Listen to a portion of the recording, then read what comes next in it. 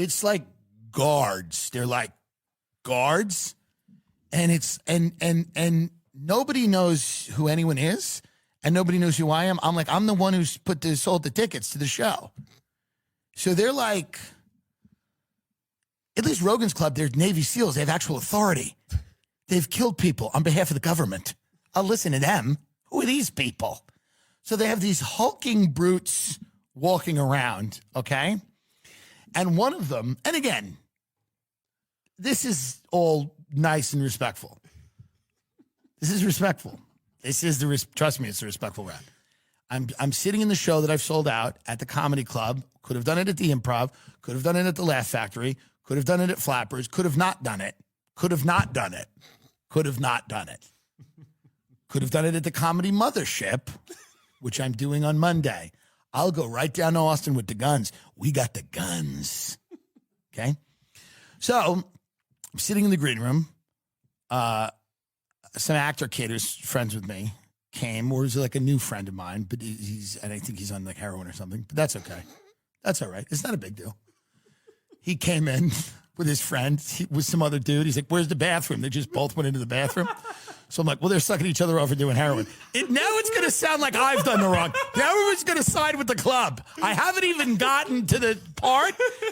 So there was a little shady behavior that I had no idea. I invite people sometimes that are famous, kind of, right?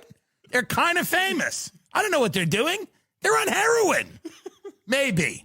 They're on OxyContin, whatever. I think they're crushing up stuff. I don't know. It's not my business. But that's not even what they're mad at. So I'm sitting there, and then the hulking brute comes in, and he goes, the baby's got to go. I went, excuse me? He goes, the baby's got to go now.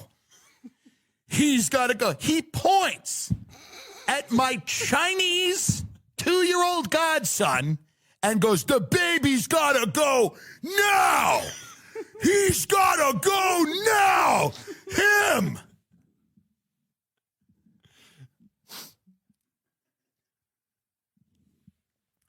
So I go, wait, what's going on? What's he doing? And he goes, well, it's a rule. We have a license as a nightclub. He can't be here. It would be a $500,000 fine. And I'm like, really? Really? Because he stopped in a green room? Really? Don't you have lawyers? Does no one have lawyers here?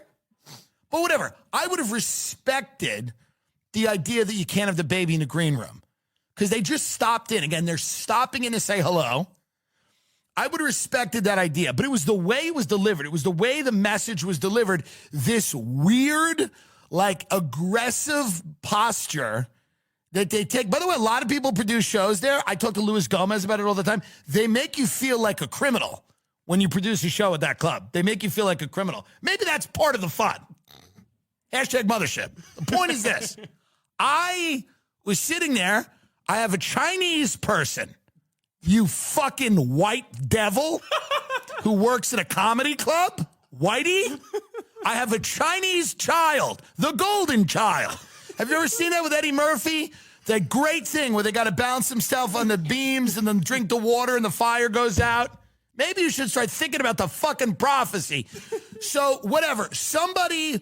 I don't know. I've never seen this person. Apparently they work at the Comedy Store. They were probably like removed from Enterprise Rent-A-Car for attacking a customer.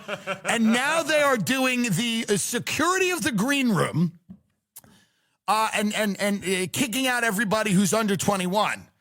That's new energy, huh? So the point is we're having fun. Now...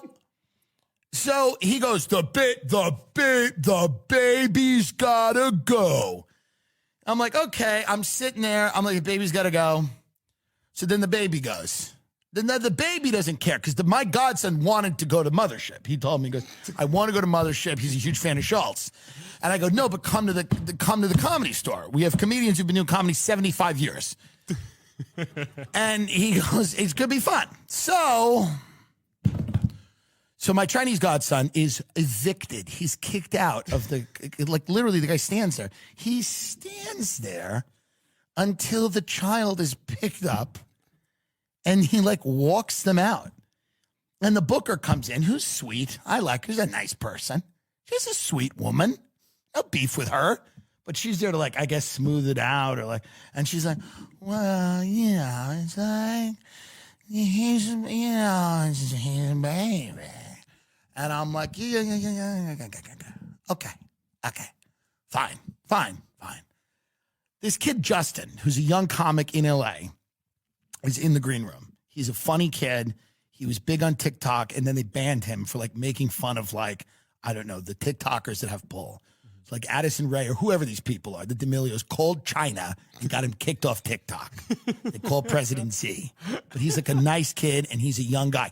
And New York, being from New York, again, I'm from New York. Like somebody told me, we were sitting in the green room of the Improv the other night, and they go, is it embarrassing that you moved to Austin and then moved back? I said, no. I don't care about anyone here. I don't respect anyone here, and all of this can burn. Truly, I don't love Austin, but all my friends live in Austin and New York. I don't give a shit about this place at all, and it could all burn. And it was a little awkward. I was in the green room with other comics, but that's the way I feel. I like 6 people here, kind of. So I don't care. So the reality is I'm sitting there, and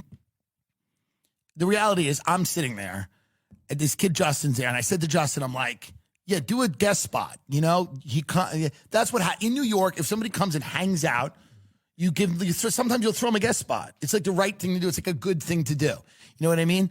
Now, apparently this has like confused the people at the club who are like, who's he? And he looks young, right? He's a young kid. He's like 19 or 20. And he then, one of these prison guards, one of the corrections team asks him how old he is. And he's a little bit of a wise ass. He's a comedian. He's a wise ass. He goes, I'm 13. It's funny. It was funny. Yeah. And then the guy goes, show me your ID. He IDs the guy in the room. That's the energy that's the vibe there. It's like a strange vibe. Then I get out and start to do comedy. Now they had a show at 10 and they lit me like 5 minutes into my set, which is weird. And then I still pushed it. I did probably 20 minutes. What do you think I did? 20.